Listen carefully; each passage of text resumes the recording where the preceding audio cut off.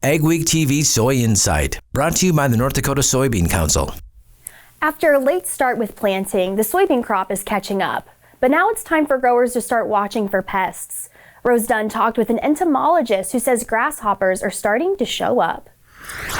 Joining me is NDSU professor and extension entomologist Janet Knodel. Janet, with our cool, wet, late planting start this last spring, things are starting to catch up now, which is good news, but the bad news maybe is that we're starting to see a few pests in the field.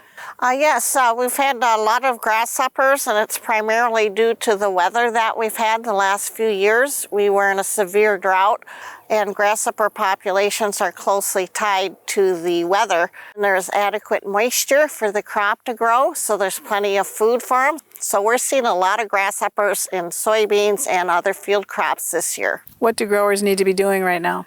The most important thing is to get out and scout your fields to see if they're at the economic threshold levels.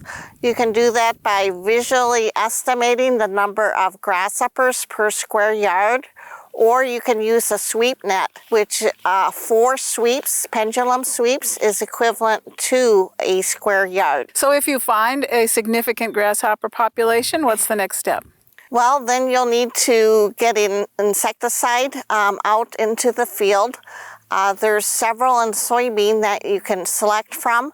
A new mode of action called the diamine Vantacor, which is the one that I'm highly recommending this year because we need to preserve our pyrethroid insecticides for other insects that might be occurring later in the season in soybean. Tell me a little bit more about how Vantacor works. We're quite excited to have a new chemistry available for control of grasshoppers and Lepidoptera insect pests like green clover worm.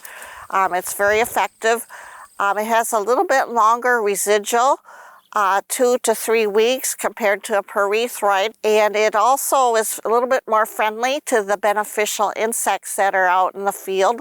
All right, thanks for all that important information. Janet Knodel, NDSU Extension entomologist.